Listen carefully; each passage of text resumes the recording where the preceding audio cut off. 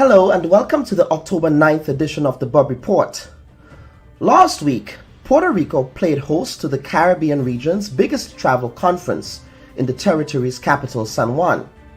This was the first time that the Caribbean Hotel and Tourism Association was able to hold an in-person conference since the onset of the COVID-19 pandemic, which upended the travel and tourism economy in the region. As the world continues to ease COVID restrictions, the Caribbean is witnessing record-breaking tourism numbers, with many destinations now eclipsing the highest levels of stay-over visitors since 2019. Grenada, for its part, copped the top Resilience Award in the category of destinations with smaller annual operating budgets. The Grenada Hotel and Tourism Association was awarded for working with its government partners to develop and execute effective private-public partnerships, quarantine and technology solutions to weather the storms brought about as a result of the pandemic. This week on our program, we zero in on the hotel and hospitality sector in Grenada with its newly elected president. Also on the report, we examine the state of civil society in the Caribbean.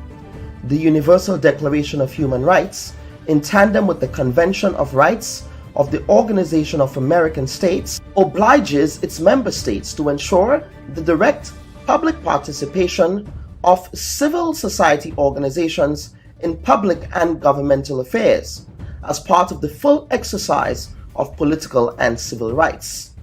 However, some civil society advocates are raising the alarm that governments in the region have been discounting the importance of civil society in national development.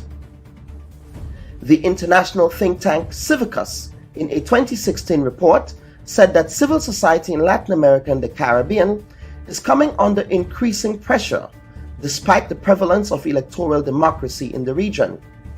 They add that some administrative and de facto barriers exist that prevent civil society organizations from thriving.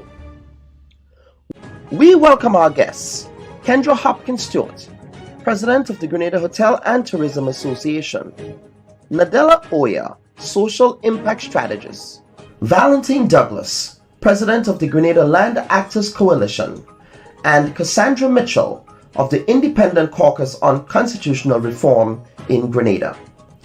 We thank you for joining us.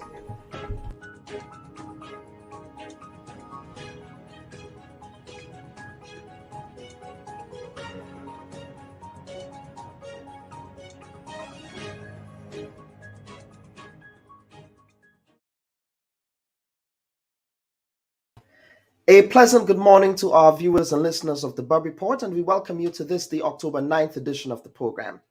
Now, last week, a Grenadian icon was buried in Grandance, a place that he called home for most of his life. Dorset Charles's storied legacy as a homegrown small business entrepreneur on Grandance Beach is one that is fondly remembered by those who had the privilege of working with and interacting with him at his worldwide water sports establishment in the vicinity of what now occupies the Grandance Vendors Market. Charles was more than just a businessman, but he was also a businessman who embodied the theme of tourism being everybody's business, a theme of 1990s Grenadian tourism market in vintage. Outside of his passion for travel and tourism as well as hospitality, Charles was also a politician, having contested the 1995 elections on a TNP ticket led by late Prime Minister Ben Jones. What happened to Charles, however, in 1996 was a grave injustice that the state refused to acknowledge under the previous administration. The courts found that the previous government acted illegally in bulldozing Charles's business more than 22 years after he sought redress for this action. Mr. Charles was due to receive a settlement payment of more than 2.5 million EC dollars as a result. It was quite unfortunate that Mr. Charles had to advocate for so long to be compensated and to receive justice. But his case is emblematic of many other Grenadians who have had to seek court-ordered remedies when injustices were committed by the state. It is also quite unfortunate that Mr. Charles, who through prolonged illness was unable to enjoy his golden years and instead had to fight till the very end to be compensated, only to be taken advantage of by some who preyed on the fortunes that was rightly owed to him. We here at the Bob Report therefore call for Dorset Charles to be properly honored by the national community for the services to Grenada. Perhaps it might be a good idea to name one of the beach entrances in Grandance as the Dorset Charles Way for his contributions to tourism and by extension his contributions to nation building. May Mr. Dorset Charles rest in peace, and may his memory be a blessing. And at this time, I wish to welcome our first guest that's joining us for the Bob Report this week. She is Mrs. Kendra Hopkins Stewart, who is the recently elected president of the Grenada Hotel and Tourism Association. Mrs. Stewart, welcome to the program. Good morning, Kellon, and good morning to all the other panelists and to your viewers. Pleasure for the invitation. I am delighted to be here with you this morning. It's my first time. It is your first time. To our conversation. It is my first Absolutely. time. Yes. We have actually had Jerry Rappaport here. So please convey our greetings to him. He's always been a pleasurable and pleasant guest. Definitely. Yes. Absolutely. Past president. Yes. Past president, correct. Now, you have been involved in tourism in Grenada for a long time. Obviously, it appears as if you're coming in from the cold, if you will, metaphorically speaking, in the context of the COVID-19 pandemic. To give us some background as to your service in tourism in Grenada. Okay, so you mentioned how long possibly I've been in tourism. I was born into the hospitality industry here in Grenada. I am third generation hospitality, Grenadian hospitality. Since the 1950s, my family has been involved in the tourism product, growing and developing the industry over the several decades. So I am in the industry. I am working along with my father and the rest of the family in a small boutique indigenous property here on the island, homegrown. And we have been around for several decades in contributing and the development of tourism. As you said, yes, recently, as of May of this year, I was nominated and elected to be the president of the Grenada Hotel and Tourism Association, which is something that I hold in high regard. I have large shoes to fill, but hopefully I can fill them just a little bit with my stilettos. My uncle, the late Sir Royston Hopkins, is a pioneer in the industry and definitely someone that I admire for all the work that he's done, not just in Grenada, but the Caribbean as a region in regards to tourism. Mm-hmm. Absolutely. Now tell us about just your interest in getting involved at a higher level in terms of actually contributing to the association. That this moves beyond just your work as an entrepreneur, as a proprietor, Right. but this involves really helping to position the sector in this post-COVID period as well. Obviously, as you said, you have big shoes to fill. Most definitely. I mean, being on the business side of it, meaning the operation of whatever establishment you're in as a stakeholder here in tourism, being on the other side is definitely contributing at a different level. There's so much more out there to developing our product, the tourism product here in Grenada. Tourism doesn't just spell HOTEL.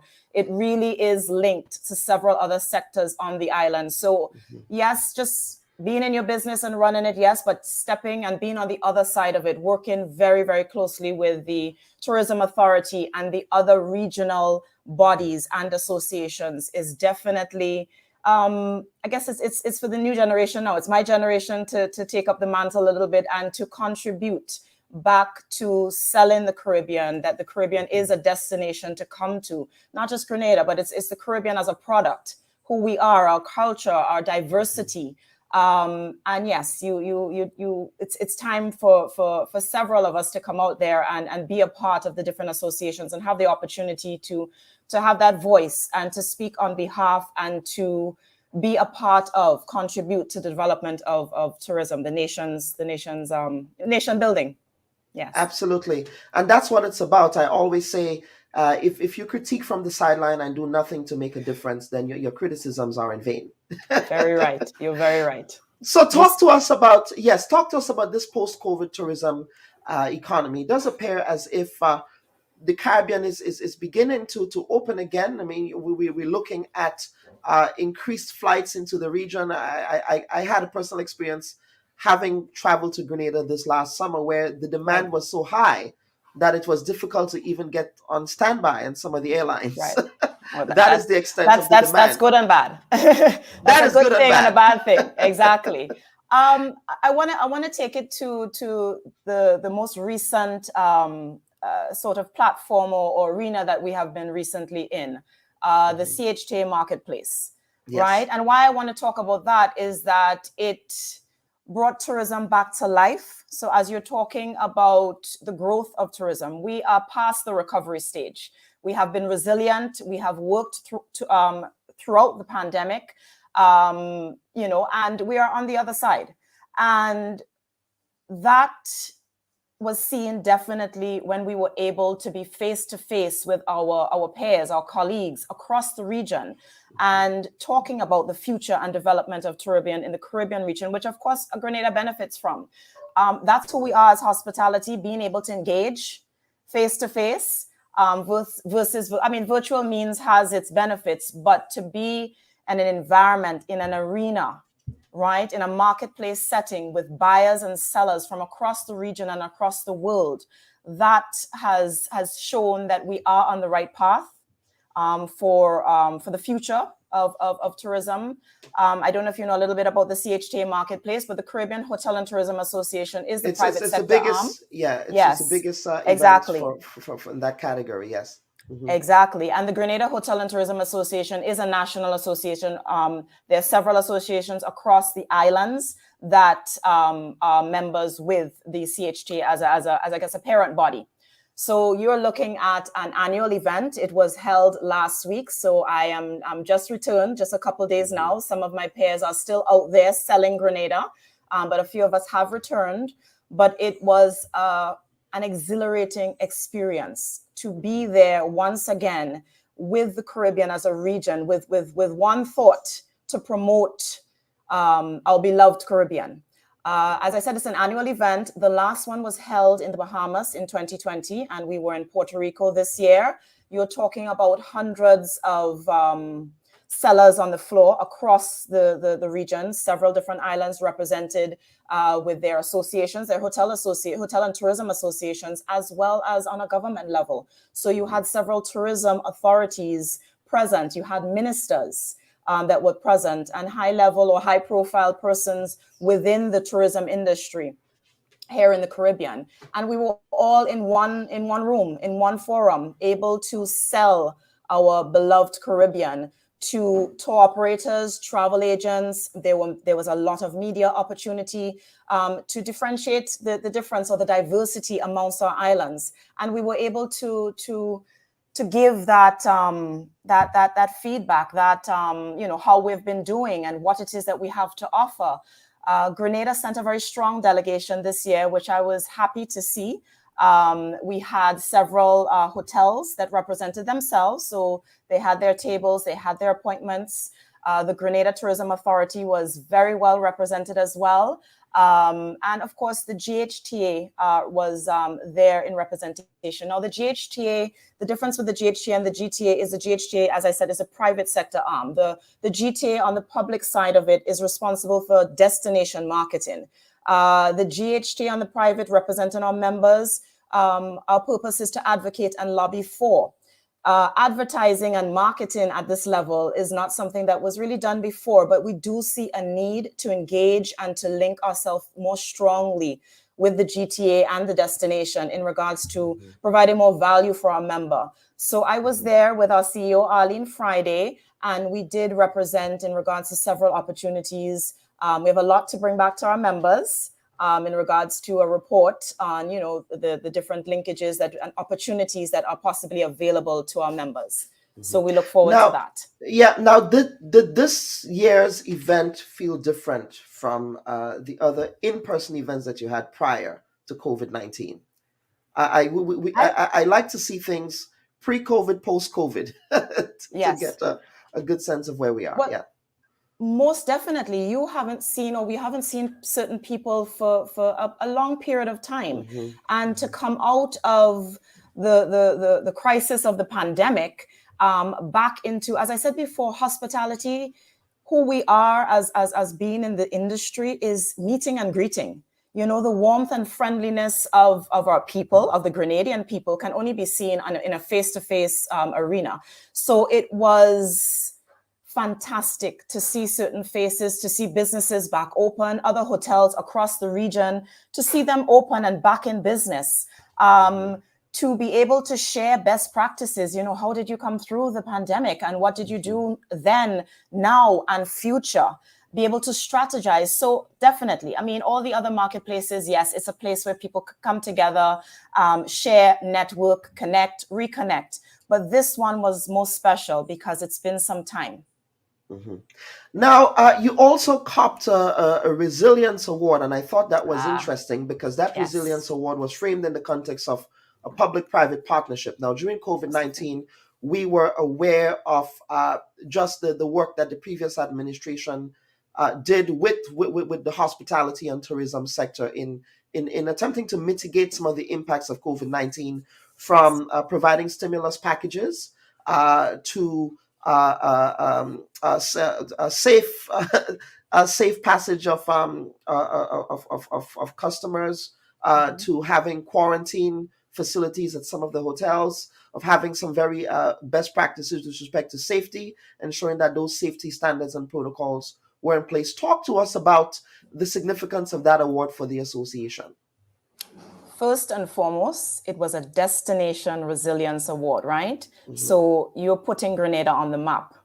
Yeah. Our small island came out of it. I mean, we as a region, we were hit and suffered very much the same as everyone else did, right? But our recovery as an island, by that partnership between the private sector, that strong partnership between private and public, which was key and important.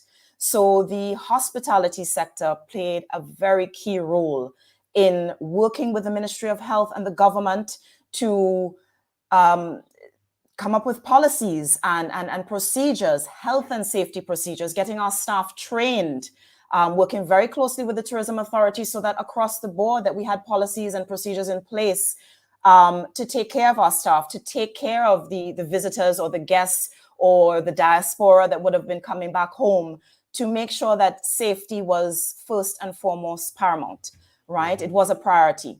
And then, of course, we were very, very instrumental in the vaccination drive, right? So, of course, whether you believed in it or not, it was available, and there was a big support from the hospitality sector in regards to going out into the communities and giving the people that wanted or want, you know, the option of being vaccinated, being tested, supporting them medically by going into the communities. And that took several establishments, whether it's a restaurant, whether it's someone with a vehicle. So feeding the group of volunteers that went out there to support these initiatives. And the hospitality sector really came together, right? Even though each person individually would have been in their own independent, having their own issues dealing with. But we really did come together when we needed to, so that we can come out of this. And Grenada has been one of the safest over this period, one of the safest destinations to come to. And we saw that.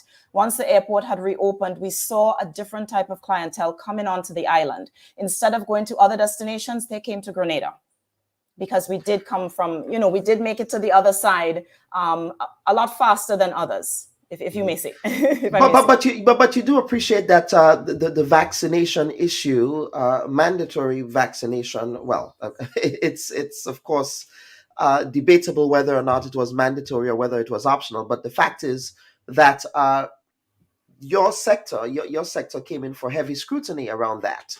How did you navigate? How did you navigate those tensions? I mean, those were some very contentious times of recent vintage.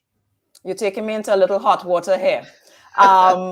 It's it's just one of those things that at the time it was believed to be the right thing to do, because first and foremost, for you to take care of anyone in hospitality, for you to take care of anyone, visitor, anyone that comes through your establishment, whether it's a restaurant, whether it's in your taxis, whether it's in one of your hotels, it's the safety of our staff, the health and safety of our staff, right? So that is what was most important, and our priority was the health and safety of our staff, who would go back into the communities, to their families, to their vulnerable family members, their children, and it's just at the time that is what was important. Those were the circumstances, and we can always Those look back now. Of course, circumstances. past is prologue, and you can obviously look back now and reflect, and to see what worked, what didn't work.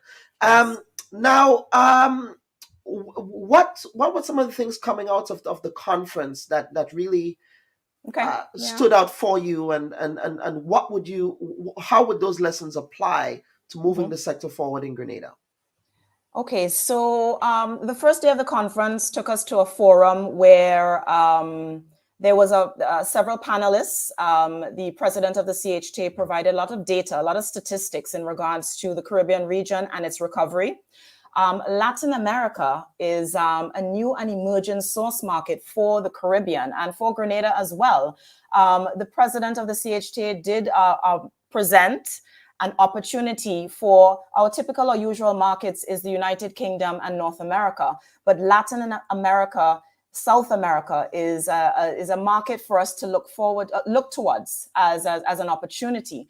There are several other markets that are taking advantage of this South American market already, such as the Dominican Republic, Curacao, and it is something for us to look into. Now, airlift might be a bit of a challenge for us, but that is a conversation that is, as you know, across the region, it is heavily in conversation at government level, and it is something that we are advocating for as well.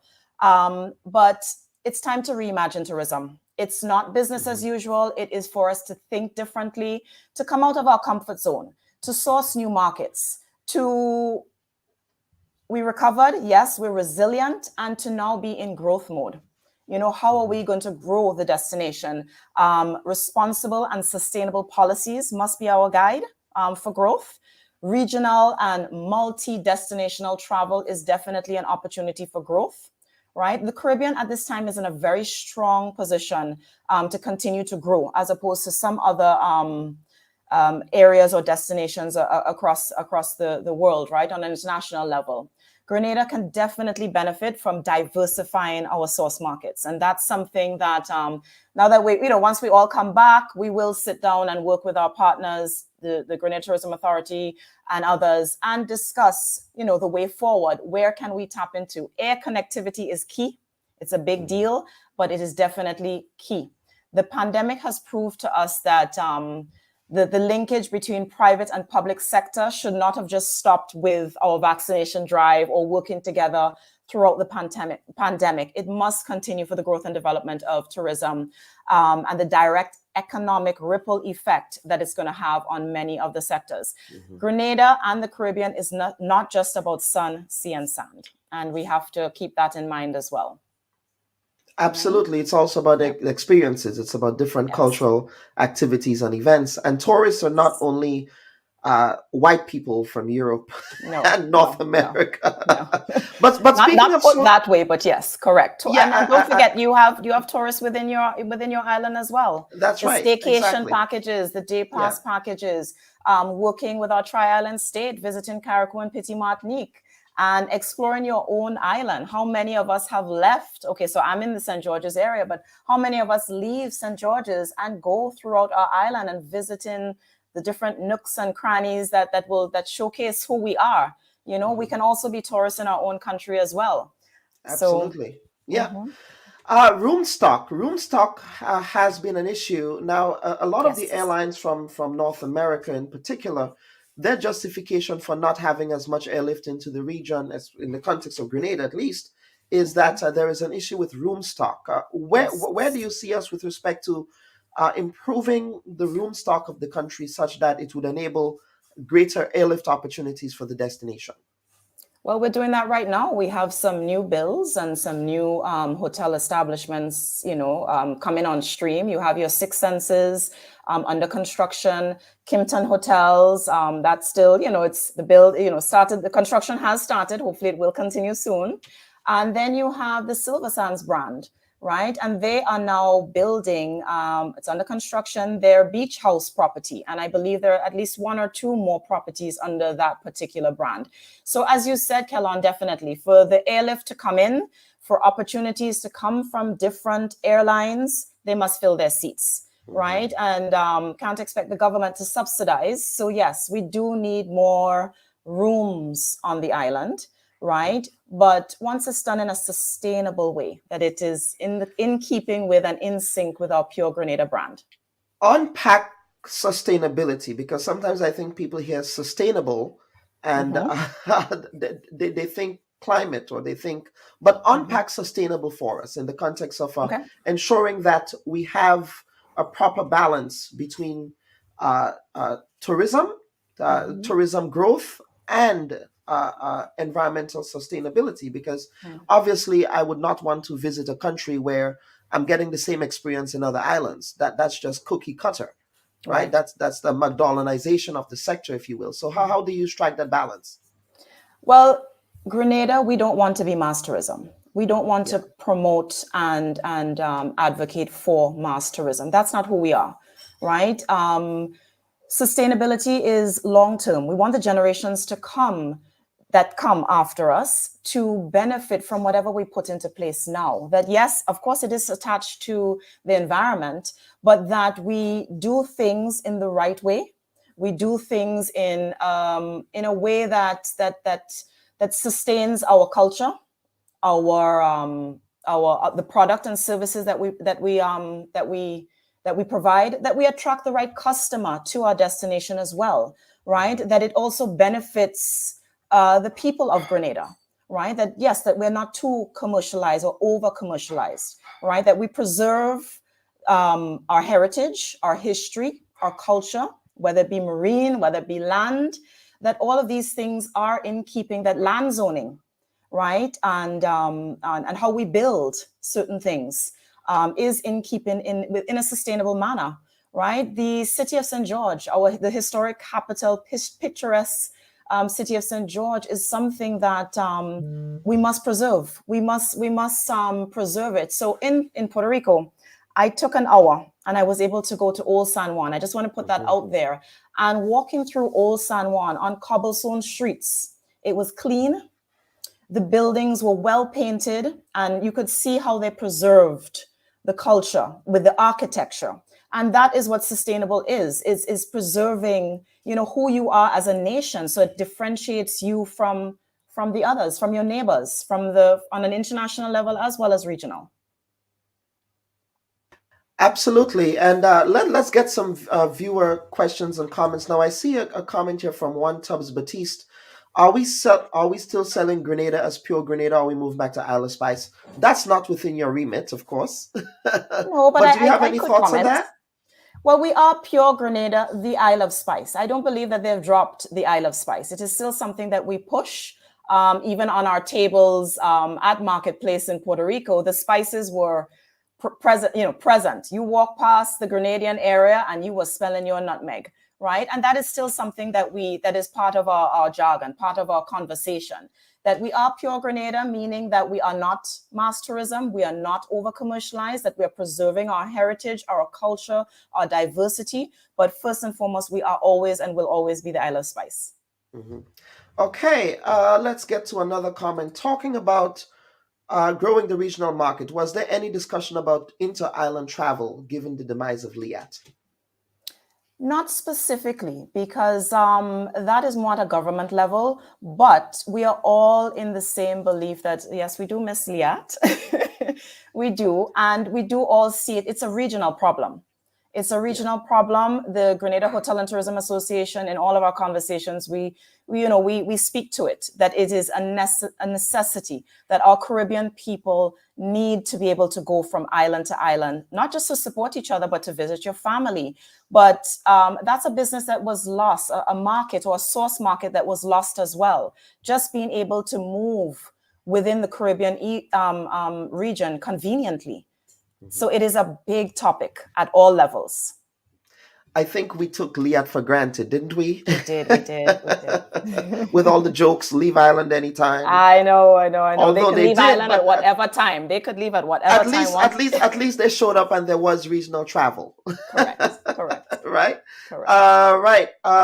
We have another comment here. More room is great. However, they need to look into the deforestation. How would it affect natural resources and especially water resources? Nawasa, in my eyes, is receiving a failing grade with respect to water. Just another comment here. Someone is saying, for me, Grenada would always be the Isle of Spice. Most definitely.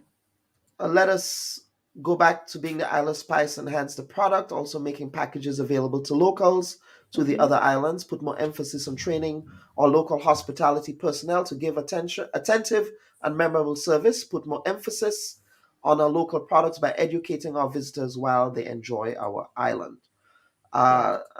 Someone is saying accommodation in Grenada is way too expensive. What are your thoughts on that? It's also being competitive as well, and locally there are staycation and day pass packages, and there is normally a CARICOM rate across many hotels. If you want to just talk specific to hotels, there's a CARICOM rate for the Caribbean region, and there's also normally a local rate. But if you're coming from, we do sell in US dollars. It's not the Eastern Caribbean dollar that we quote our rates in, but it is staying competitive. And some of the small to medium sized establishments in Grenada, we're on the cheaper side than some of the other islands. All right. We have if we focus on not mass tourism, I assume the focus will be more on a niche offering. What does Grenada have that's mostly distinctive from other islands or other countries? I think that is a very deep question there, but it's a deep question, but I'll give a little touch. What we have is our people. Yeah. Don't ever take that for granted. The Grenadian people, we are naturally warm and friendly, right? And that, trust me, that's leaps and bounds, right? That is something that, in comparison to other places in the world, Grenadians have that. And that's what people are looking for. It's welcome home to Grenada. You come to Grenada, and because it's not mass tourism, it's more of an intimate sort of setting. You're in a small to medium boutique style hotel, and you're meeting the owner. You are face to face with and interacting with our, with employees, with the people of Grenada. You leave and you go out into pure Grenada, the Isle of Spice, and you are interacting. You have many people that want to immerse themselves in our culture. And that warmth and friendliness of our people is what will differentiate us from the rest, and keeping our tourism in a sustainable manner, that it preserves who we are. Absolutely. Okay. Yes. We quickly have to get to the next segment. But I know. Any closing comments from you? I can talk to you all day. It's such a refreshing... I know. Yes. Tourism is such a broad spectrum. I just want everyone to know that tourism is linked to almost everything, almost all sectors. It's linked to agriculture, the cottage industry, dive, culinary, the cruise ships, and so many other sectors. We must prepare our human capital via training, right? Advancement and exposure, right? There's a lot of career opportunities in the tourism industry. As I said before, tourism does not spell HOTEL. You can have your own small, business in the cottage industry and support the tourism industry. The gentleman on the beach vending and selling, he's part of tourism. The fisherman you're part of tourism. Remember, tourism is not just hotels; it's restaurants, it's dives, it's a broad spectra. And for economic development on the island, it is something that we need to tap into, create more awareness and support for businesses, especially the small to medium enterprises. Yes. And it does appear, I have a curious question here. You are the niece of the late great Sir Royston Hopkins. I am. Um, So bigger shoes. yeah, so very big shoes there. But Yes. is there a legacy of hospitality and tourism in your family? I mean, I know that one of his daughters is also involved with his business. Yes. Anybody else in the family? As I mentioned before, we've been in the business. We've been in the hospitality business in Grenada since the 50s. So my grandparents had a small inn, Ross Point Inn. It's still there, but not operating as an inn at this time. And my late uncle and father came from 7 brothers and sisters. So there are a few that's still on the island and are involved in the tourism industry. The late Sir Royston Hopkins Spice Island Beach Resort is his, and yes, his daughters are running the property at this time. And then I am at Blue Horizons Garden Resort with my father. So it's growing up in the industry. Dad and I used to live on the property. I made lots of friends with the guests. I grew with some of the children that kept coming back to the island. And that's one thing that I wanted to mention as well. Grenada has an extremely high repeat clientele. So we're doing something right. So not just my businesses, but we are doing something right as an island nation in regards to tourism. Mrs. Hopkins Stewart, thank you so much for Thank you. gracing us with your presence here on the Bub Report this week. Very important, and certainly we will be in touch with you. And as issues emerge, and as the tourism sector gets back to that place, of course, with learns from this particular crisis that we just got out of, hopefully we'll be here to cover those. So thank you again for appearing on the program. Thank you for having me, and good day to everyone. Okay. Absolutely. Viewers and listeners, that was Mrs. Kendra Hopkins Stewart, the newly elected president of the Grenada Hotel and Tourism Association. Now, the next segment of the Bub Report comes to you compliments S.A. Johnson Funeral Home. They are a Caribbean-owned funeral service. They offer a full range of funeral services at affordable prices in the city of New York and can be reached on 347-777-9797. S.A. Johnson Funeral Home, because you deserve to be treated with dignity. And at this point, folks, we want to take a quick break and come back with our panel segment of the week. Do stand by. Why would we have ambassadors representing the state that do not understand clearly what their terms of reference are? These are the cards that I have drawn, that I am the minister at this point in time. And for members of the public... But you're also a servant of the people. The unions are not threatening to withdraw their labor, and neither are they threatening to shut the country down, as you did. I think your summarization of my position is highly inaccurate, and may I dare say a bit inflammatory. The strategy did not work the last time for you. So what would make this? Well, you're assuming that we're doing the same strategy.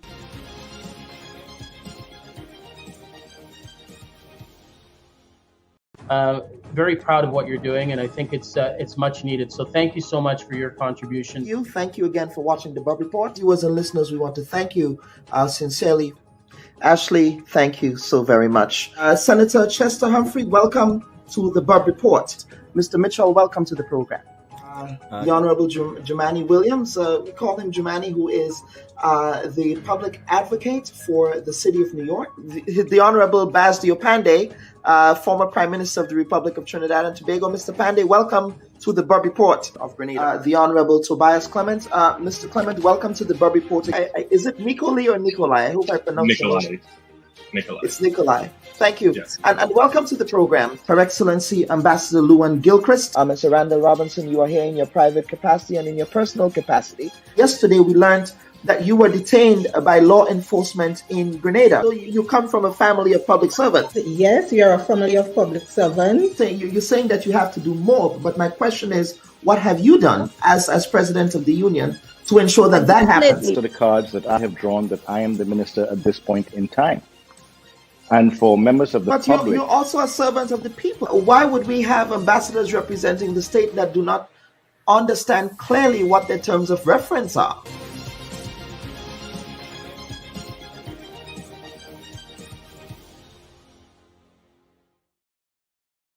Viewers and listeners, we welcome you back to the program at this time, and I wish to welcome the panel for this week.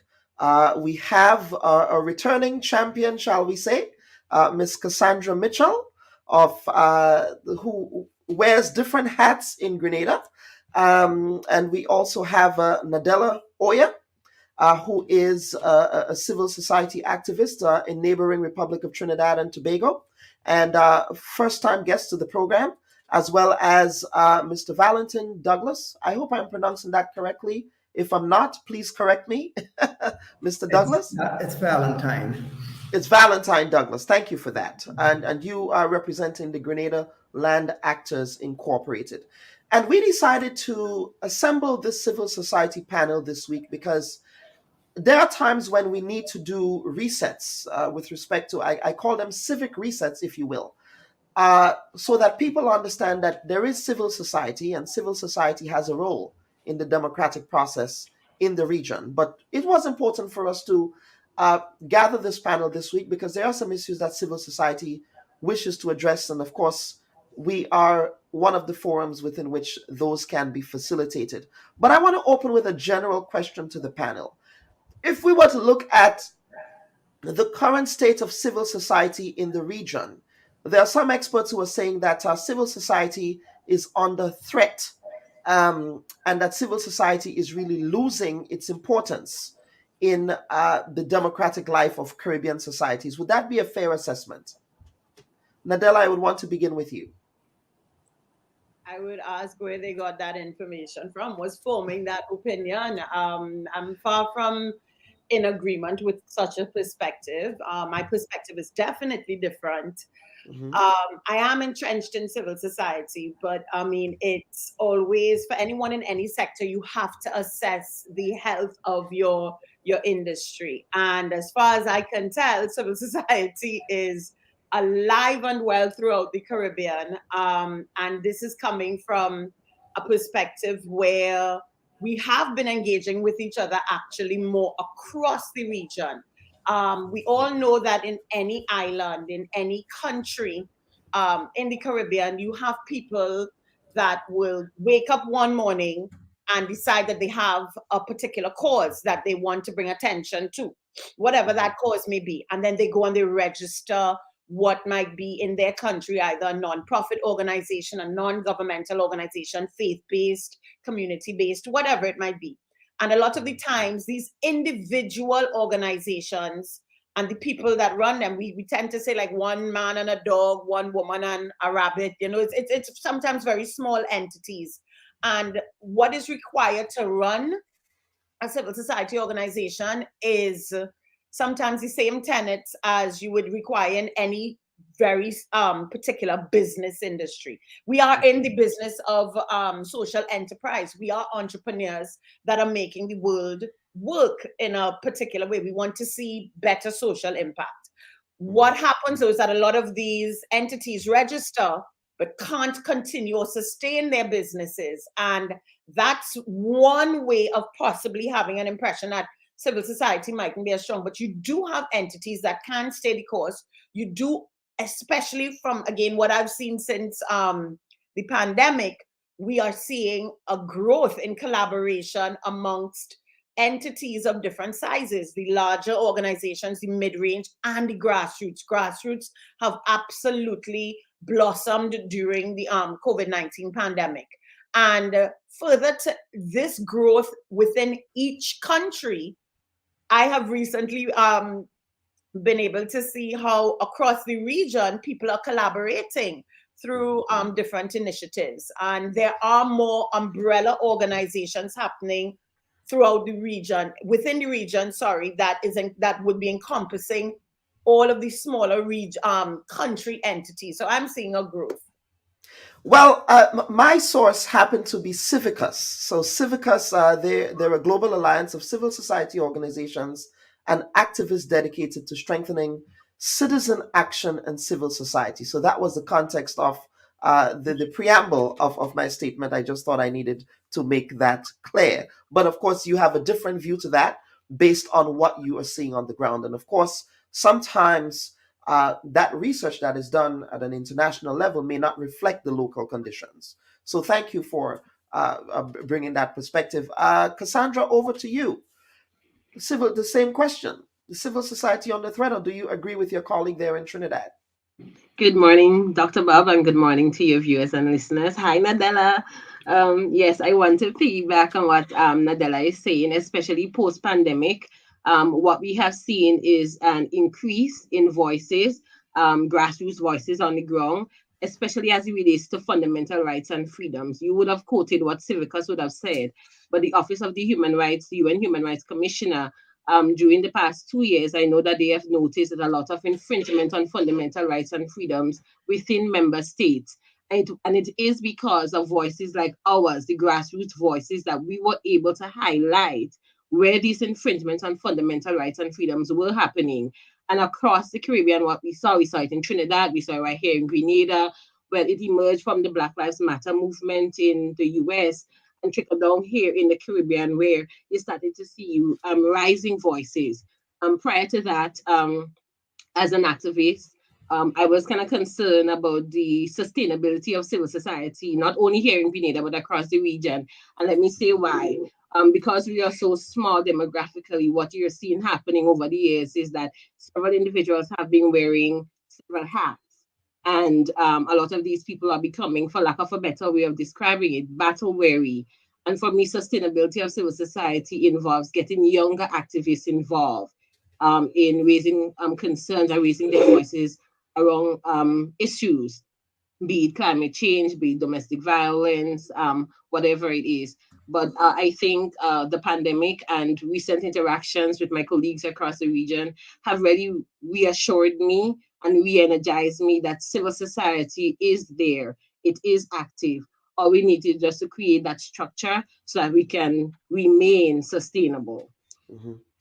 And Mr. Douglas, you are a returning Grenadian national who decided to get involved with one of those civil society groups in Grenada who are bringing voice to a very important issue, and that is the environment. We talk about the blue economy, we talk about sustainability, we talk about climate change, but in many instances, we don't practice what we preach where that is concerned.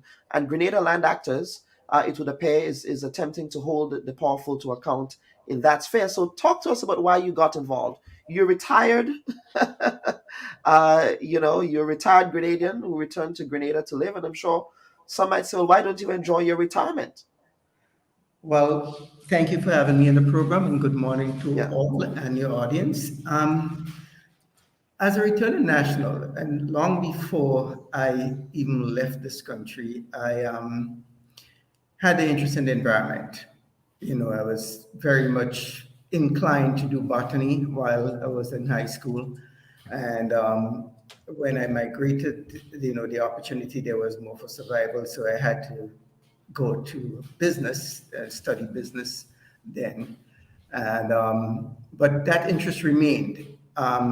One of the things that sort of motivated me to get involved, to retire. And I actually, the day I retire, I was in Grenada the next day.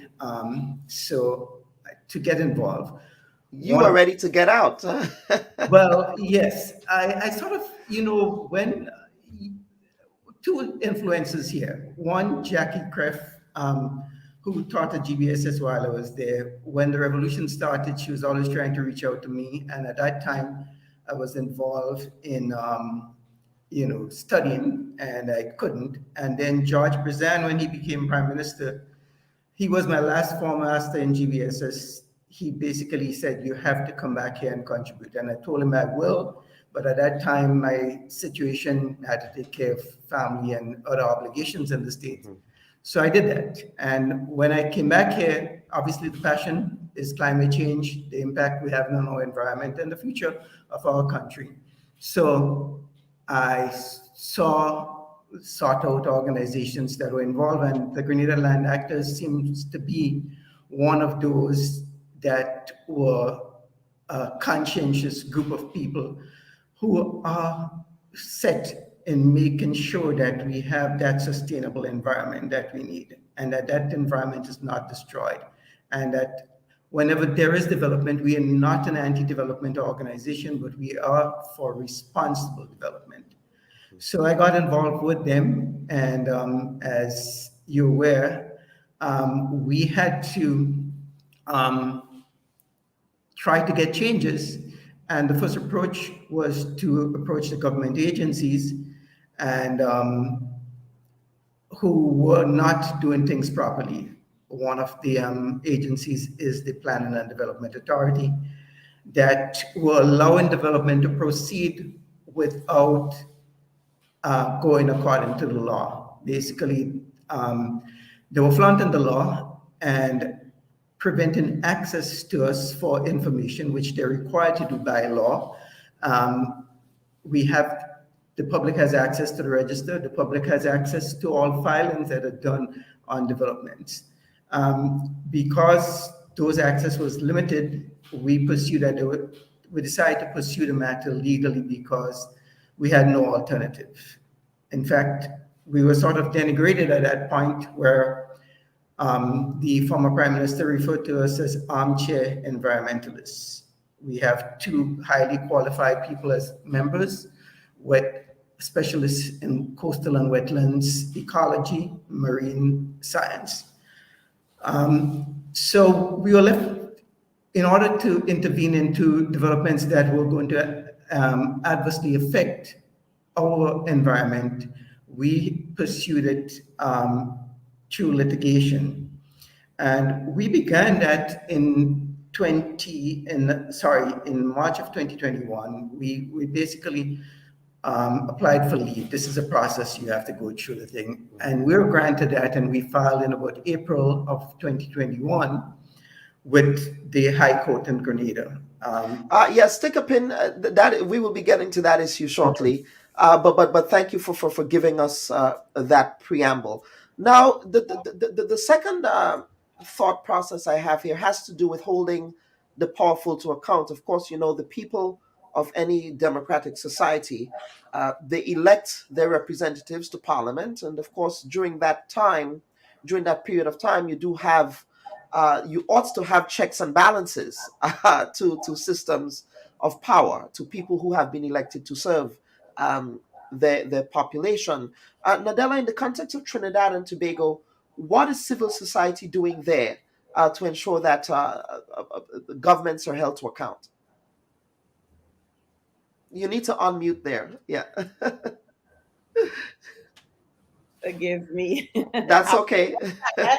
Part of the online world these days. That's right. So, in context of Trinidad and Tobago, one thing we could always say about folks in not just the Eastern and, well, definitely our brothers and sisters in the Northern Caribbean, but definitely in the Southern Caribbean, in Trinidad and Tobago, civil society organizations and entities are pretty fearless when it comes to holding our parliamentarians, and even at the local government level, we are very comfortable to engage.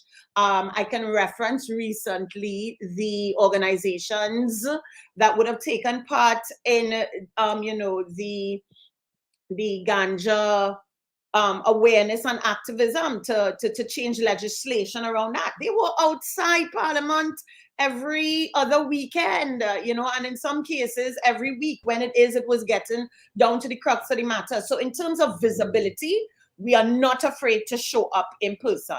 In terms of, and because we're island states, and how they say everybody on an island know each other, you will always be able to access your parliamentarians and your councillors and whatnot. So again, I have found, my experience, not a Global Reports experience, but yes. I have seen where that spirit of activism, which is part of our DNA, when you come to think of it, in terms of revolution, in terms of what the universities would have bred back in the 60s and 70s, the different UWI campuses, there's definitely a generation of people that are fearless when it comes to putting their voice to work and putting action behind that.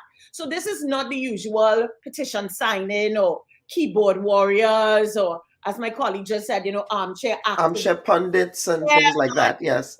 Ready to go out there and do the thing. And it's not, again, just in terms of marching and whatnot. We engage with our leadership. And I find the leadership to be responsive. I recently had an experience under the Spotlight Initiative which is a global engagement by the European Union, and it is being implemented across the world by different UN agencies. In the Caribbean, you have the regional UN organizations, or RUNOs, that are rolling spotlight out across the region. And right here in Trinidad and Tobago, at the National Steering Committee level, and again, I know this sounding like talk shop kind of people, but our Minister of Gender and Child Affairs, the Honorable Ayanna Webster Roy, is chairing the National Steering Committee, and Ayanna is very involved. She would say, she takes on board when things are not working, and she will commit to, all right, let me talk to my colleague, my peer, my fellow minister, to see how we can get things moving. And it's not just wordplay. What I have found is that when we come back to another meeting between the UN agencies, the government, and civil society, which, as you know, to have a healthy ecosystem in terms of social impact, all of these entities have to work together. International funders, who we all know tend to come with this sort of top-down approach. They have the funding and the resources. And it's a white Jesus savior complex, is what I call it. I'm going to get into that with you. I'm taking that basket. But what I will say is, who come from a top, they have their boxes that they need to check. And we have said time and time again, listen, some of these things are a little too cosmetic.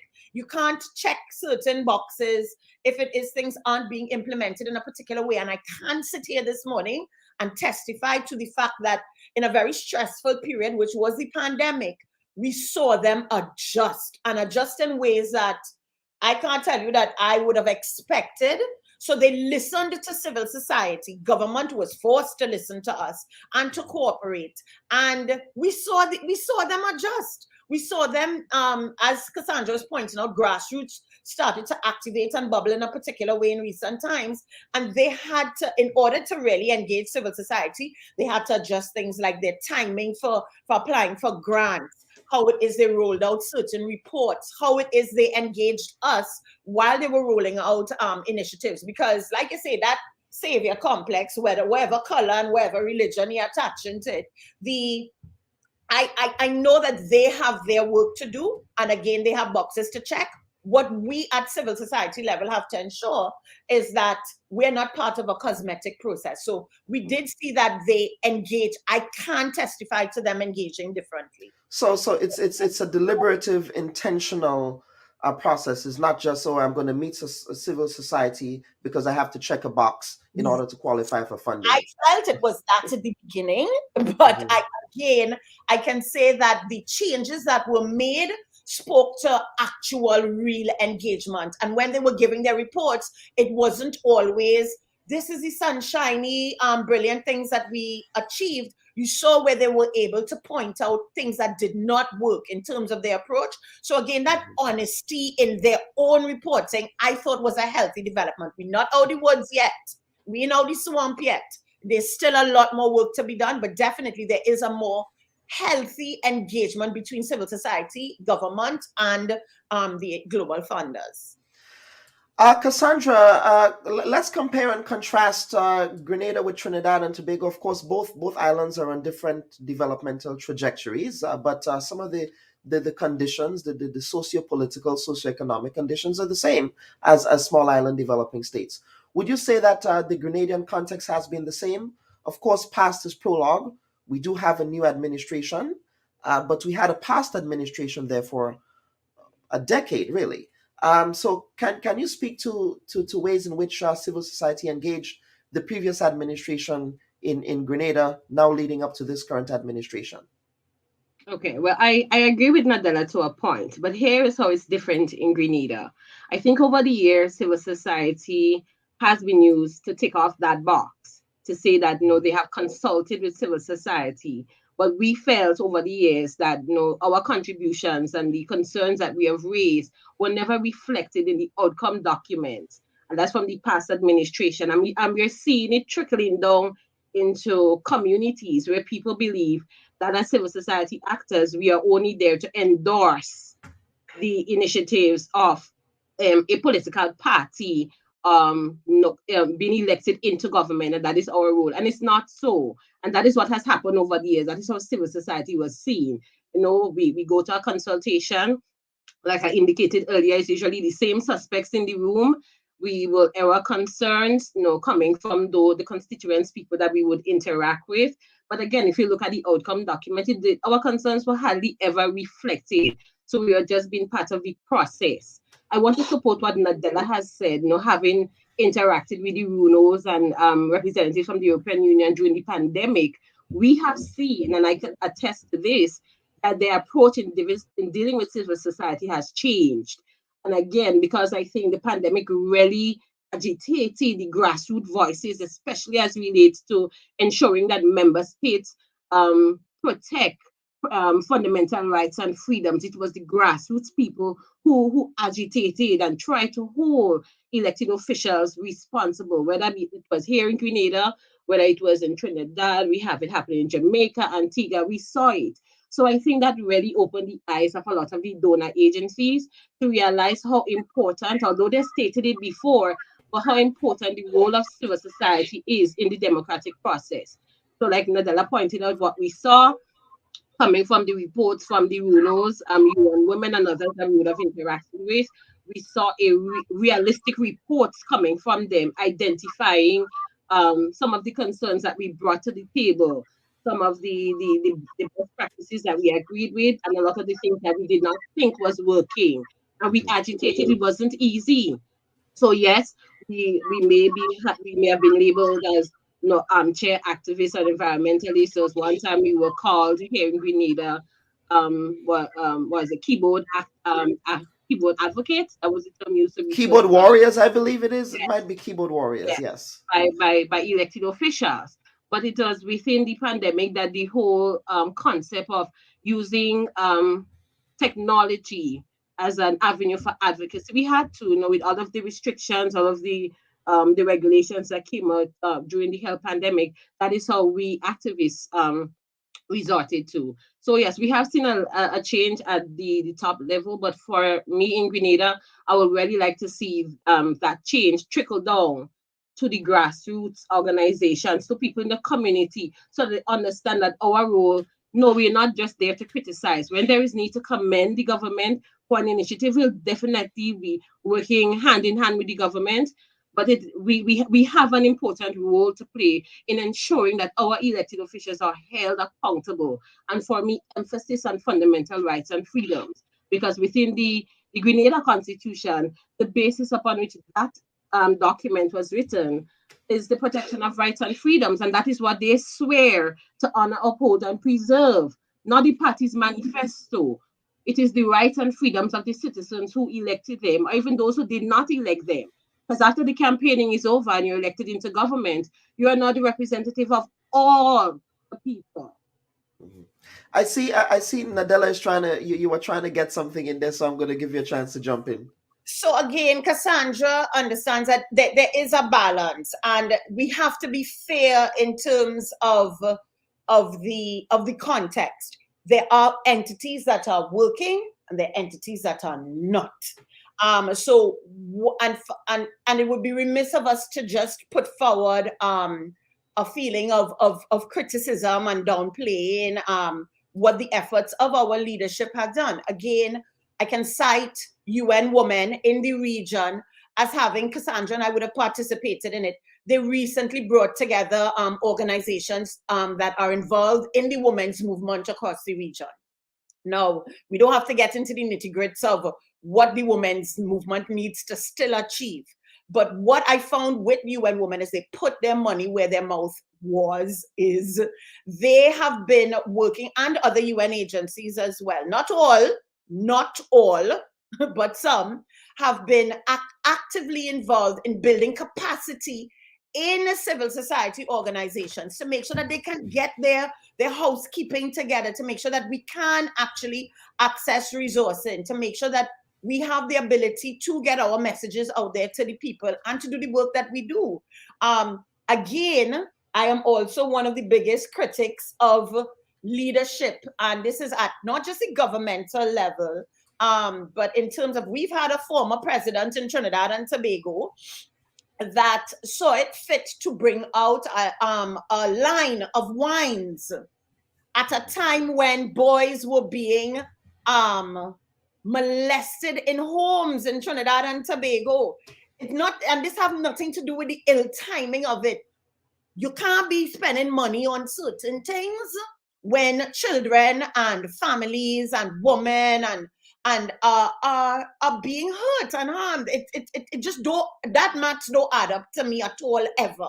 So again, I want us to be clear that it is not a perfect situation. There are people that are doing amazing work and really trying, and there are people that still dropping the ball. So we still have work in holding people, our leadership and our fellow civil society colleagues accountable in terms of how it is we go and fix things, because otherwise we spinning top in mud, and we're not here to do that. Absolutely. Or you're majoring in minor, as they say. All right, Mr. Douglas, I'm going to bring you back in here, sir. Land actors, recently you were about to talk about the litigation that you went into, and that is over what has occurred at La Sagesse with respect to the desecration of that ecological site in place for a hotel development. Talk to us about where you are with that litigation, and of course, would that litigation also make way for what might be happening at Liver as well? Yes, the action which we started in March of last year basically is saying that the government, that is the Planning and Development Authority, does not follow the law in basically allowing these people to begin and conduct construction on sort of these sites. These sites being La Sagesse, which we named Mount Hartman and Liver. They had a lot of problems in the way government process worked in allowing them to obtain EIAs or EIAs that were deficient. The EIAs are environmental impact assessment, or ESIAs, which are environmental social impact assessment, and other issues. So when we brought our action, it basically, the substantive part of it is that the planning department did not act according to the law. And so basically any judgment that comes out of this would affect all three sites. So where we are with the case, and just to give a little background, when we filed against the Planning and Development Authority, the AG responded as required by government, and they were later joined by the court with what you call interested parties, that is developers of Mount Hartman, La Sagesse, and Leverett. Now, we were scheduled for hearing in June, September, and all of these things didn't materialize because of interested parties coming in, at different time. And we did have a hearing in November of 2021. We, as always, a not-for-profit organization that was incorporated in January of 2021, had no funds. And essentially we got almost total pro bono services by a retired judge, Rita Joseph Olivetti, because most of the attorneys that we approached were unwilling or unable to, take our case. So when we actually had the hearing, the other parties, the Attorney General was represented by its staff. Range developers at La Sagesse were represented by Ramdani and Associates, that law firm with Dash and Ramdani QC. Mount Hartman was represented by Daniela Williams and company, and Michael Hilton, KC from Jamaica, and Leverett were represented by Grant Joseph with Mr. Harrington, who is a KC King's Counsel, that is, from the British Virgin Islands. Mm-hmm. We started with Rita Joseph Olivetti only, and we had about 15 or more attorneys to fight against at that point.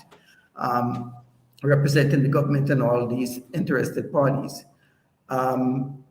Human rights attorney in London, Leslie Thomas, KC, heard of our case, and he decided to, grant pro bono service.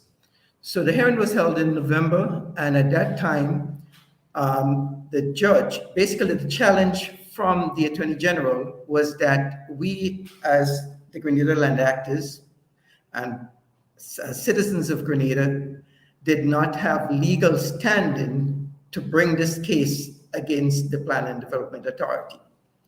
The judge determined that we did have standing, and that determination was made. The judgment was given in March of 2021, even though the hearing was in December. The Attorney General immediately appealed, and they were joined by the other parties, that is Hartman, Leverer, and Range. And the appeal was heard on the 22nd of September this year. Judgment, that is, the appeals court has reserved judgment. So the whole process is, we are awaiting that judgment. So the substantive issue has not come to trial yet, and that is the matter of whether the planning department acted improperly and against the law in granting these developments their right of way to proceed with the development. And there are a lot of issues within the EIA.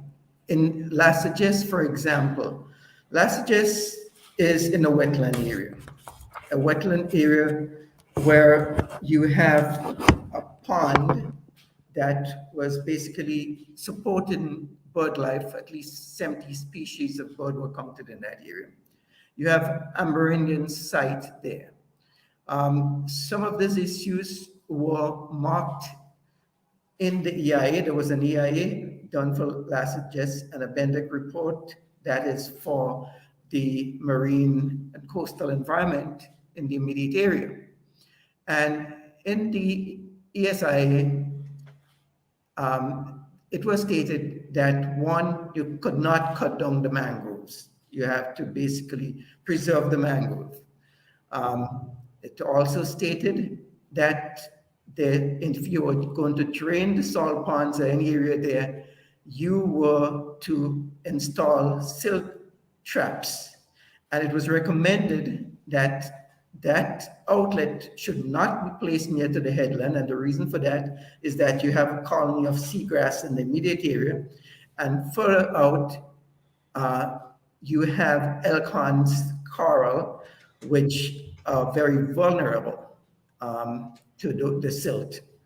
It was recommended in the EIA that you should create that outlet as close to the river, which is sort of in the middle of the beach, because the river is already bringing in silt and brackish water, and you have that sediment deposited in the platform of grass in that immediate area. Well, what has happened at Lasages is that Range ignored the recommendations in the EIA and declared the mangrove. Recently, we've seen an outlet close to the headland where the silt is going there with no traps directly into the Lasages Bay, and obviously would create the damages that were recommended against in the ESIA. We are very, very concerned that the development there does not fit the environment. They have basically mowed down the headland and created a lot of concrete structures that where very little trees were preserved. There is a second phase in that project, which would require a second EIA or ESIA, but from our inspection of the records at the Planning and Development Authority, as of Friday, there was no ESIA for the intercontinental filed separately for the intercontinental development. initially had a two-phase development, the Six Senses, which is ongoing, and the second phase, which was for Intercontinental. Our visit on Friday revealed that there were 5 phases now, and that the Intercontinental, which was supposed to be constructed close to the river, has been moved more to the center. We have reviewed drawings of the area, drawings from the developer, submitted by the developer, and those drawings show a clear path to the beach and construction of pools and stuff like that, that would be basically adjoining to the beach. That is a clear pathway from the hotel to the beach. There was supposed, based on the EIA, to preserve the grapes, coconut, mangroves, and other trees that fringe that. They have also submitted, we have seen a letter that the Planning and Development Authority, Ministry of Infrastructure, the whole name, did submit to Mr. Kamal Shahida, who is the Managing Director of Range, and they're listing a lot of things that were not included. And some of them says, please identify the site plan, the main vehicular access road to the site with demarcation in the center line. Provide notes on the site plan of the size of the land parcel, the total area of the size of the buildings, and the percentage of cover. Indicate distance from high water tide to building line. Indicate height from high water tide to building floor section, and many more. So here we are in public. Range is going and say they're ready to start the second phase, and the Planning and Development Authority is asking for certain basic things that should have been agreed on long before you clear a tree. So we are very, very, very concerned. Yes, Mr. Douglas. Yes, absolutely. Now, there are two trends of thought here. Of course, there is a question, but I'll get to that shortly.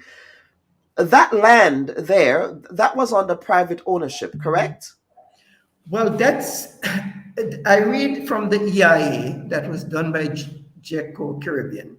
Yes. And they wrote that the development would encompass 49.5 acres, of which 46 would be developed. The entire area would be 49.5, 46 acres would be developed.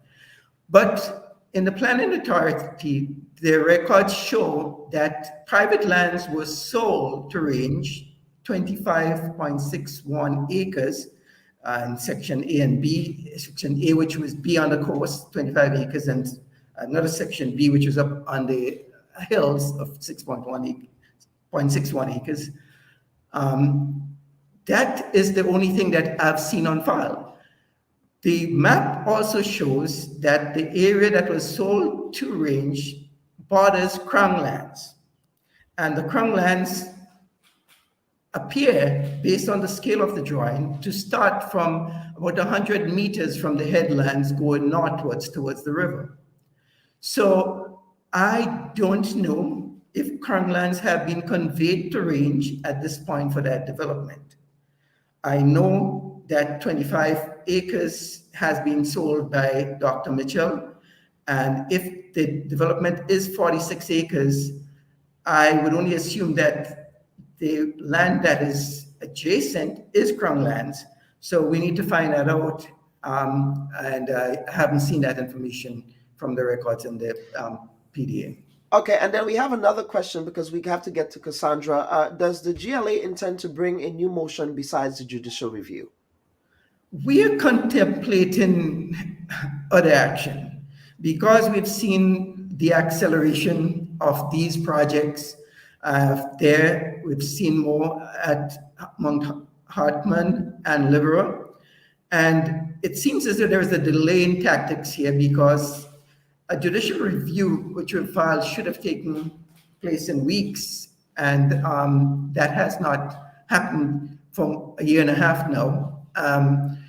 We, in consultation with our attorneys, will decide what other actions, legal actions that we should pursue, given the pace of which things are happening at this time.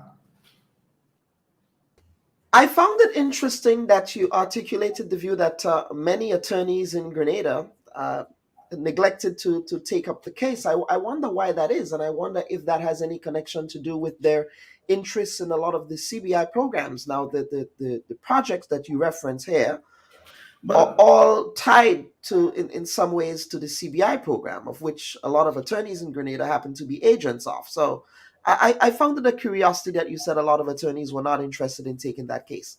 Yeah, we approach, I don't have the exact number, but I know a minimum of 6 attorneys in Grenada. Some of them are constitutional attorneys, expert, and they've field cases. As you mentioned attorneys, there's one other interesting tidbit here. If you were to Google the New Today in an article on June 26, 2021, our current Prime Minister basically was representing clients, and they were expressing the identical concerns that were expressed by us or were being, and in a letter where Mr. Dick Mitchell at that time, now the Honorable Dick Mitchell, Prime Minister, he wrote on behalf of Roger England and the concerns there for the Coral Cove development. They had the same issues with EIA not being properly issued in the matter where the Charis Group is going to build a hotel, plans to build a hotel in Coral Cove, a 120-room hotel. And in the current Prime Minister's letter at the time, he said he was going to pursue judicial review, stating all the concerns that we've stated, and that the planning authority did not act according to the law. In November of 2021, the Prime Minister represented George F. Huggins and Company and did file for judicial review in a similar manner to which we had. So there was one attorney at the time in Grenada who was going to pursue the judicial review. And that one attorney is the Prime Minister, the current Prime Minister of Grenada. It's good as the Prime Minister says to give credit where credit is due. We did not approach the Prime Minister as one of the attorneys that we were seeking help from when we Why did you not approach him then? Was because of his active? We were told that the Prime politics? Minister was overloaded by a colleague that that he is overburdened with cases that he would not be most likely available. But it does appear that you would have an ally in him in that context. Of course, that is conjecture, but based on his previous representation, it does appear that if I would have hoped so, but if I, just to encourage your time a little, is that we have since the case when the judgment was made in March, and the Attorney General decided to go for appeal. The government changed in June, and we wrote the current AG and Minister of Legal Affairs expressing our interest in meeting with her to discuss the case and to see if it can be resolved there without pursuing the costly litigation. Well, as of today, we've sent an email that was opened, and then we've also hand-delivered our letter to the AG, and we haven't received an acknowledgement at this point. In addition to that, we joined with, I think, 11 other community-based organizations in Grenada, sent a letter to the new administration asking to meet with them to address our concerns about the environment, developments, and all of the other related matters that affect climate change. And so far, we've sent it to 3 ministries. And we have gotten, 2 of the ministries said, we'll get back to you, and the 3rd ministry did not. And the ministries obviously included culture, environment, and all of these other things that are usually involved in the EIA process. So we have here hope that the Prime Minister, who had these concerns in representing his client back last year, would basically, we're hopeful that we have an audience with his administration. And we're hoping that they actually get back to us. And it's not only GLA wrote, but we wrote on behalf of 11 other community service organizations. Absolutely. Cassandra, let me bring you in here. Of course, Mr. Douglas articulated what is happening up there in La Sagesse, and of course at Mount Hartman and at Liver. I remember you being a part of protest action at that La Sagesse site under the previous administration when they just started to clear. And you were critiqued for, again, being quote unquote armchair environmentalists who know absolutely nothing about development, but it does appear that that there is a consistent thread here. But Cassandra, let's talk about the other issues that civil society are concerned with contemporarily in Grenada at this time. Dr. Bob, if I may, just touch on Yes. something that Mr. Douglas said. And I think it is important for the ordinary citizen to understand what is happening here with the Grenada land actors. What is being questioned here is the process. And I know in the lower court, the judge allowed the representatives or the legal representatives for the developers, he allowed them hearing. And as a citizen, I wondered why, because I think what is being debated in the upper court is the issue of locus standi, whether or not the land actors grouping have legal standing to bring this before the court. But if you look at I want to make sure I put in the legislation, the Physical Planning and Development Control Act 2002, Sections 41, which creates the what is it? The NCHAC? Yes, enshrined in law. And the legislation outlines who should be part of that committee as an advisory committee to the Physical Planning Unit. And I had the opportunity to sit in the e-gallery when the appeal case was being heard a couple of weeks ago. And I note with keen interest that activists are being labeled as busybodies. I think that is setting a dangerous precedent. The Constitution allows us access to the court in regards to not just criminal, civil, constitutional concerns.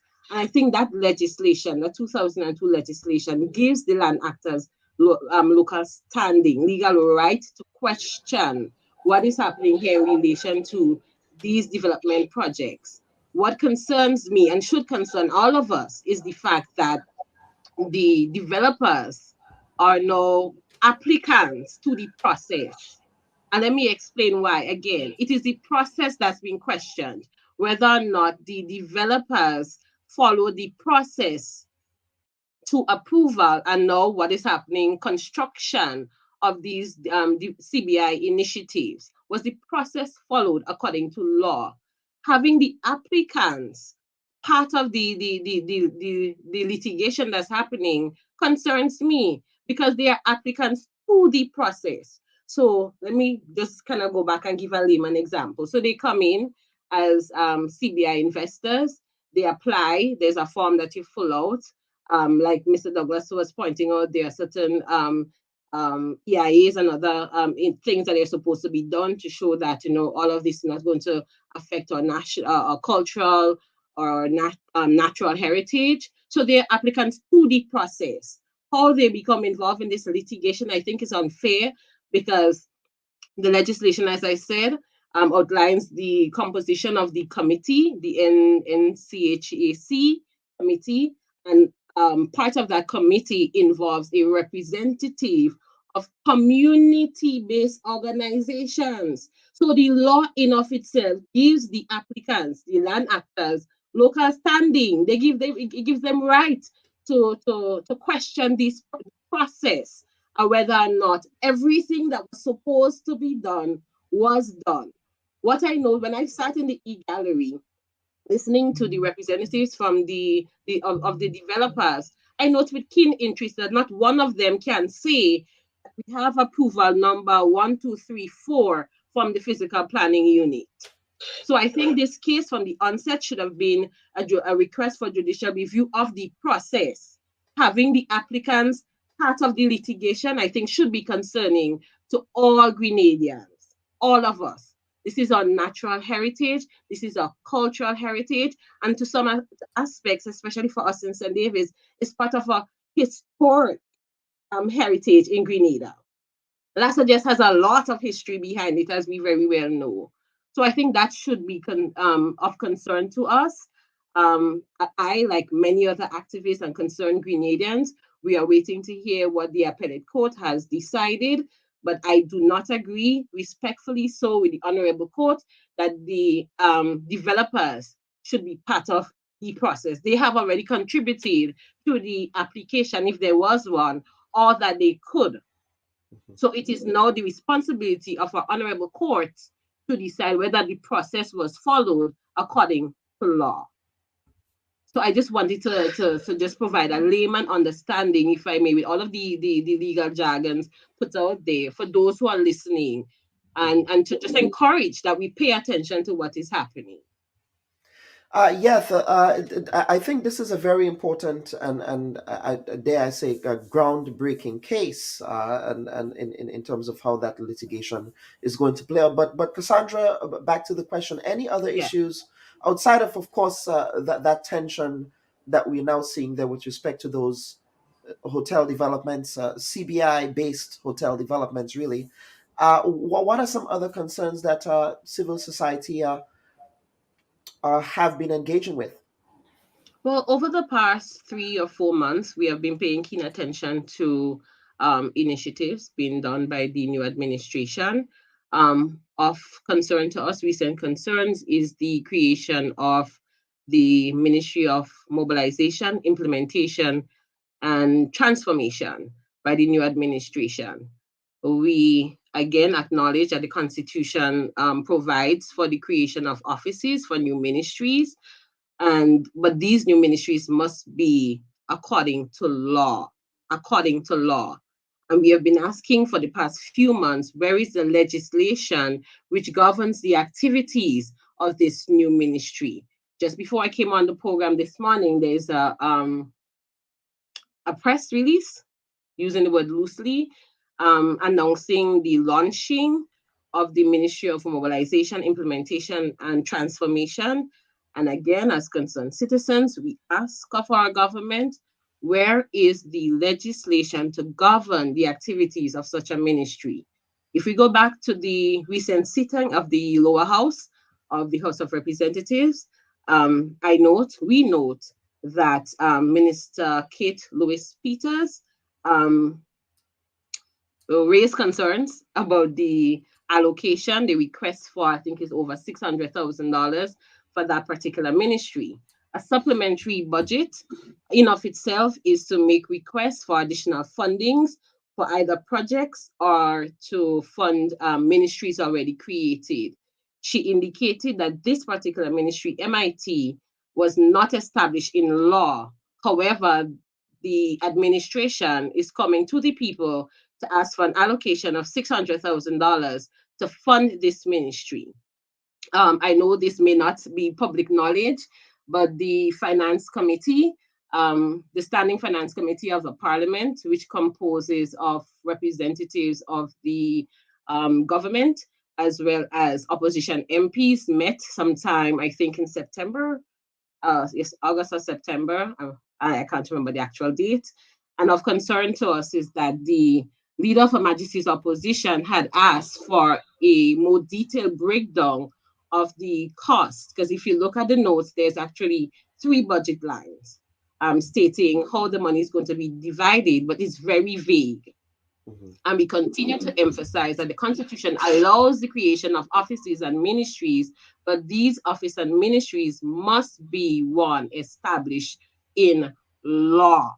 And that would be by legislation in Parliament. Yes, legislation in Parliament. So I want to humbly suggest to my government, our government, that before even launching the MIT office, that you go to our Parliament and ensure that that particular ministry is establishing law. Let me just give you an example, right?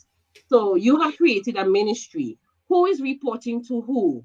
If there is some maybe some sort of something for debate, confusion, where is the chain of command? These things must be established in law. Who is I've heard the utterances of the minister, the line minister, MP Williams, but again, we stressing where is the law to establish the activities of that ministry. That's one concern. We note we concern the appointment, where the selection of different positions, constitutional positions, the president of the Senate. The Constitution, there is no ambiguity in what the Constitution says. That when the Senate first meets, it is the senators who are to appoint from among them a president of the Senate. That is not what we saw transpired. We heard through a press release that with support of our now Prime Minister, someone was selected to be president of the Senate. And I want to stress, we want to stress that when there is this, what is seemingly trivial disregard for constitutional provisions, how far are we willing to go?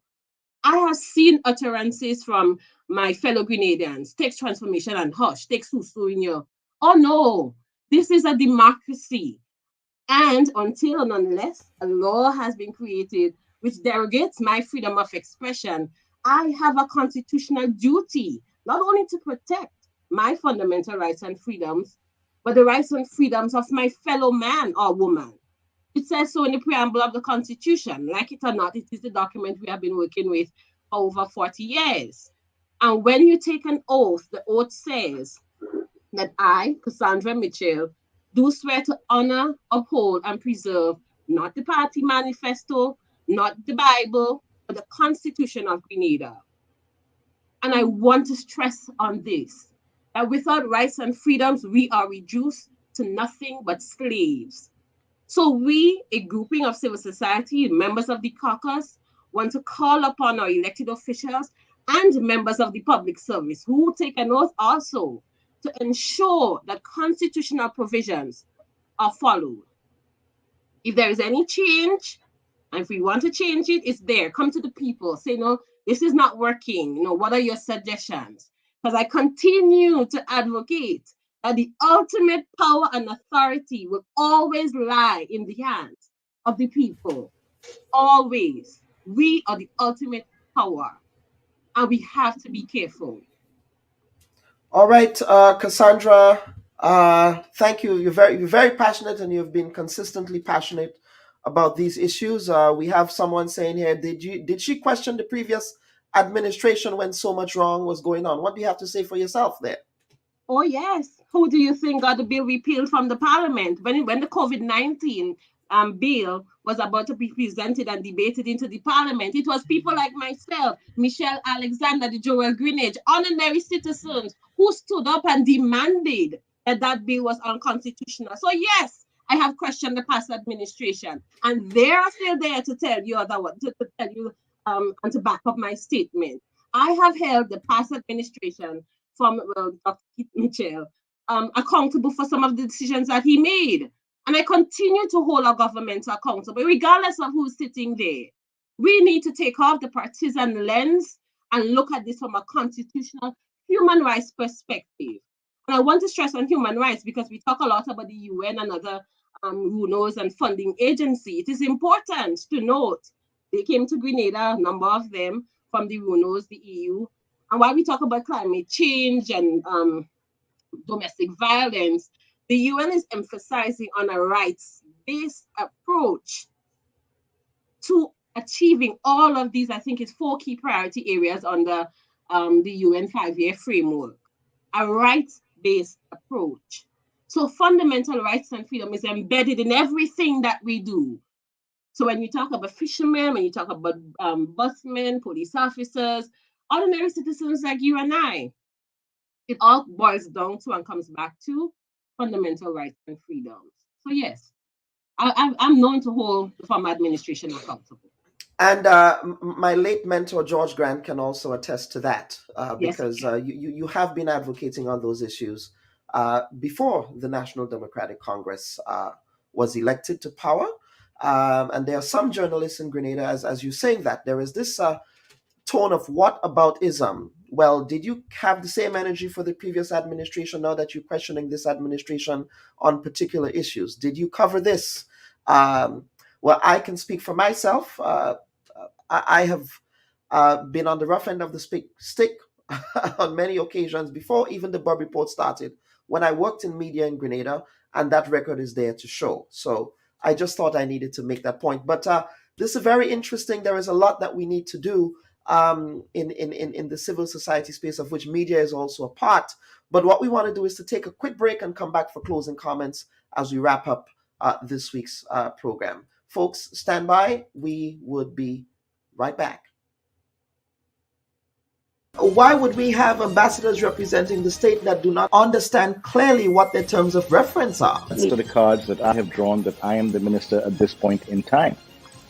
And for members of the public... But you're also a servant of the people. The unions are not threatening to withdraw their labor, and neither are they threatening to shut the country down, as you did. I think your summarization of my position is highly inaccurate, and may I dare say a bit inflammatory. The strategy did not work the last time for you.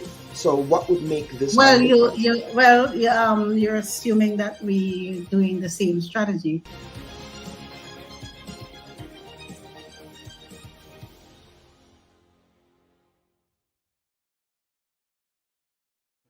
And welcome back, folks. And at this time, we want to entertain some closing comments from our guests. Nadella, you've been sitting here patiently while we got into the minutiae of issues taking place in Grenada. So I do thank you for staying with us. But I just want to give you the opportunity for some closing comments.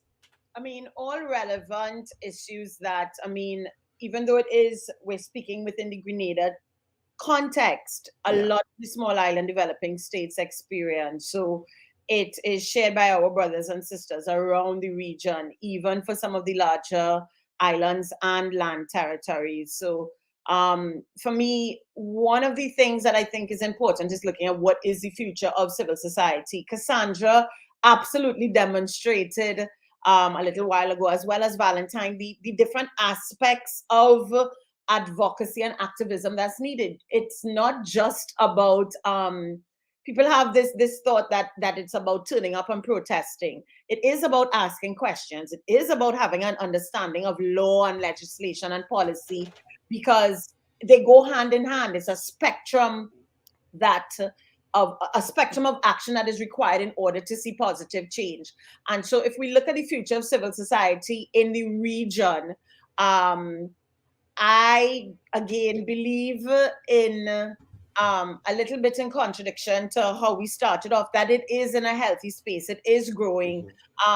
Challenges always continue to happen to us as a people globally, and we have to be able to respond, and not just respond with words and with calls to action, but to actually see where each individual person, not just government ministers and civil society activists, but every single citizen needs to have an understanding as to where their power lies. As Cassandra said, the power always remains with the people.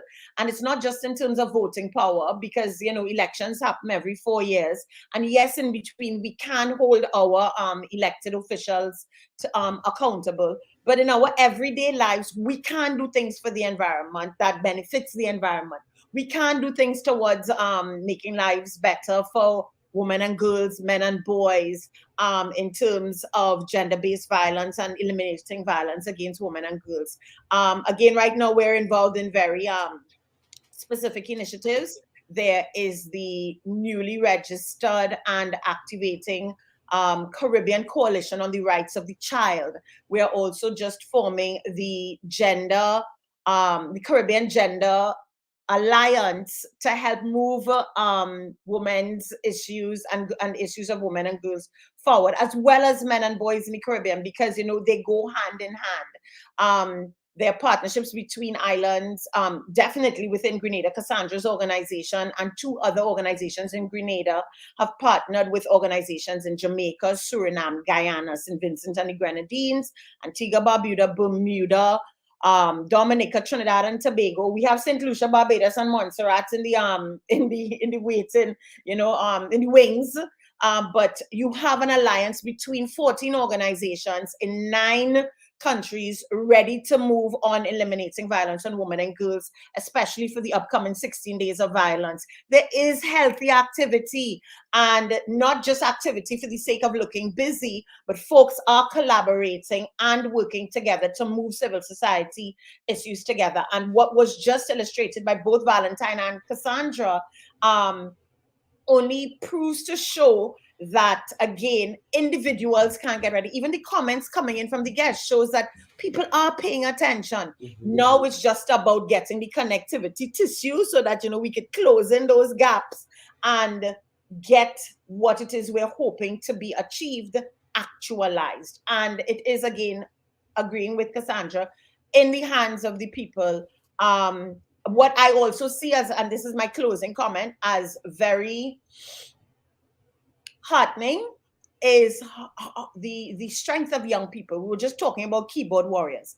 Young people naturally exist online. They are using their little thumbs for all sorts of things. And apart from entertainment and consuming content from other people globally, I have again been able to witness that young people around the Caribbean are using again these same little thumbs to advocate for issues and to share information regarding what can benefit, because they're the ones that are going to be running the show in a little while. So we have to continue to coach and encourage young people to get involved in activism and advocacy, and it is happening. So that for me, again, is enlightening. The collaboration across the region, the support that is coming out of certain agencies willing to engage us in the ways that we need to be engaged, not just according to their internal bureaucracy and documents. And again, the movement of young people that are taking part in their various areas, again, along women's rights, HIV and STIs, environment, climate change. It is happening. And, whenever I hear people talk derisively about keyboard warriors, as someone who is a communication scholar, I do appreciate and know the power of digitally mediated communication in the context of bringing down governments. We saw that example in Grenada reflected powerfully in the last election campaign, where a political party that's now in government, they used the power of social media to reach people in a way that was not done before. The Arab Spring in the Arab world, we're talking about Tunisia and Egypt, okay? It was social media movements that brought these repressive regimes down in the mid 2000s. So I'm glad you're raising this, because it's important to recognize the power of social media. And if people can't really understand how powerful it can be used as a tool in the democratic process, then they would get left. And I just thought I would say that. I have to make mention that we have to look at the responsible use of social media. Yes, the responsible absolutely. use of technology, because again, we know about fake news and whatnot, and how it can detract from energies and movements. So again, for anyone, be they young, middle-aged, old, whatever it is, when you're engaging with technology, we are definitely calling for the responsible use of it. Don't share fake news. Definitely use. Don't engage in cyberbullying, yeah, that sort of thing. Yeah, all sorts of things. Absolutely, Mr. Douglas. I'm going to move to you for some closing comments. I just found out via WhatsApp that you're also a past student of the Presentation College. Both of us are a fellow PBC alumnus. Never knew that. But I think that you're wrong on that one. It's GBSS. You attended GBSS. Why did somebody say you attended PBC? I think they got it wrong. I do apologize. Yeah, because for that. As I indicated, Mr. George Brazan, he was my last. Taught you at GBSS, right? Yes, you did say that. Yes. So please George proceed did for some go to closing. Presentation, but he taught at GBSS. That's right. That's right. Go ahead, sir. Ms. Hopkins Stewart did make an important point about sustainable and responsible development. That is what the Grenada Land Act is about. We are not anti-development. We are very concerned because we have a history in Grenada where we've seen the destruction, where government in the past have allowed the mining of sand, the cutting of mangrove on the Great Grenada Bay, that is from Telescope to St. Patrick's border. And we've lost an entire beach because of that. We don't want next generations to be deprived of beach and areas of recreation because of government negligence, flaunting laws, rules, and regulation. We have to hold everyone accountable. We want a transparent process, and that is lacking current administration and past administration. Ignoring community service organization doesn't get you anywhere. We've seen developments that came as pie in the sky, evaporated as quickly as they appeared. Leverer has gone through about 4 iterations of projects that was to come. Mount Hartman, probably the same or more, and nothing has come out of it. Now we have a new vehicle where we can use a Grenadian product, and I hate to call this that, but our passport has been commercialized as that. Our citizenship has been commercialized as a product that is the Wall Street financier of these developers. They can sell our passport and finance their project. And all we're asking for is that you act responsibly.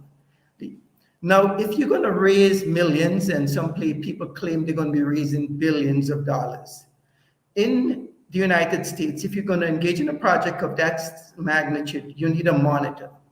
The PDA does not monitor these projects. The developer should be paying for a monitor that is appointed and reporting to the government that they're there every day on that project, that the mangroves will never be cut down, that the silt would never get into the harbor. And then when you build a wetland, we know the water is at 1 crab hole length down. What structure are you going to put in that? Is it going to be a 16-story monstrosity, that's going to glare lights and kill all the turtles? We need responsible action. And the Land Actors is all about that. We are not here against any political party. We're not aligned with any political party, but we want Grenada. We want Grenada to be the pristine environment that is being marketed by these developers, but only to be destroyed in a concrete jungle as they arrive at the site. Our tourism product should be diversified. Ecotourism is the future. We are naturally suited for that. We have the mountains, we have the waterfalls. I've hiked all of Grenada. There are 12 waterfalls in St. Andrews that are accessible. All you need is proper trails. You can create eco lodges from Wester Hall to Sotez with the same CBI money. And the footprint of these things would be just as a large house. There would be no more than a school. And it would never create the environmental damage that you localize on the beach, in a wetland, in a flood-prone zone. So we're appealing to all parties to act responsibly. And we're appealing to representatives of government not to go and give shout out of corporate responsibility when the same parties that you're shouting out with corporate responsibility are damaging your environment. This is highly irresponsible. And we hope that when action or statements are being made by government, they take into consideration not only the interests of the developers who are going to walk in here and walk out with mega profits before you know it, and we would be struck with the destruction they'll leave. Thank you. That's my final statement. And Cassandra, over to you for closing comments. Thank you, Mr. Douglas, and we will be watching this space to see how this particular litigation would unfold, because that would certainly affect what might be happening at both Mount Hartman and at what happening at Livera.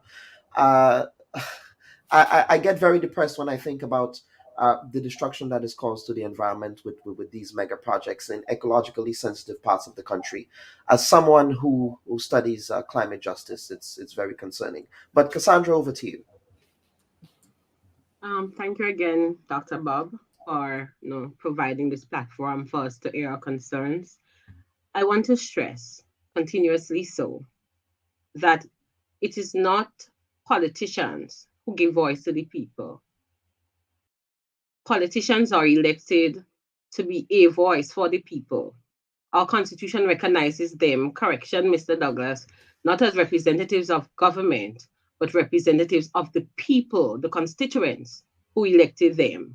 We have a public service that's there, enshrined in the Constitution, that does the work of government. What we need to see, and we are calling for this, and we now have an opposition, we are calling for debates on the people's issue in our parliament. We were so disappointed in the last sitting to not hear substantial debates, not opposing what the government is requesting, but substantial debates in the last sitting of Parliament. I was privy to the notes from the Standing Finance Committee, but taken aback to hear that none of these concerns were raised by the opposition MPs in the sitting of the lower house. And these are relevant, genuine concerns that not only they raised in that meeting, but not ordinary citizens who understand the process have concerns as well. So we want to take the opportunity, the Independent Caucus for Constitution Reform, to continue to advocate for good governance, respect for the rule of law, because laws exist for good governance.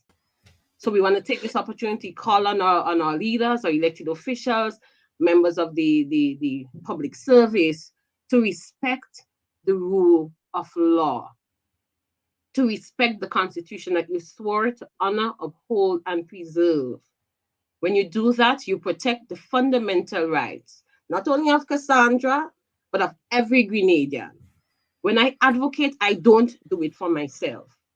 I have a duty, we have a duty to our fellow man to ensure that the voiceless have a voice and that their rights and freedoms aren't infringed upon, and that you follow the rule of law, because failure to do so is setting a dangerous precedent. The Cabinet of Grenada is collectively responsible to the Parliament, and there's a reason for so doing. Because as our Honorable Prime Minister indicated, it is the state resources, the people's resources that you're managing. So we need to have the information about how the management of these resources, how it's happening. So again, Dr. Bob, I thank you for this opportunity. And I want to call on my fellow citizens and remind them that our voice was not given to us by politicians. It is the Constitution, that document, that contract between the governed and those who govern, that gives us a voice. Thank you, Cassandra Mitchell, for your closing comments. And panel, let me thank all of you. Nadella, thank you so much. I owe you an apology, but we'll talk about that in the green room.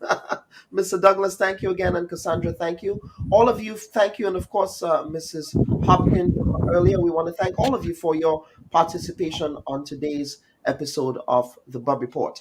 I'm your humble servant, Dr. Kellen Bub, wishing everyone a pleasant week. Bye-bye.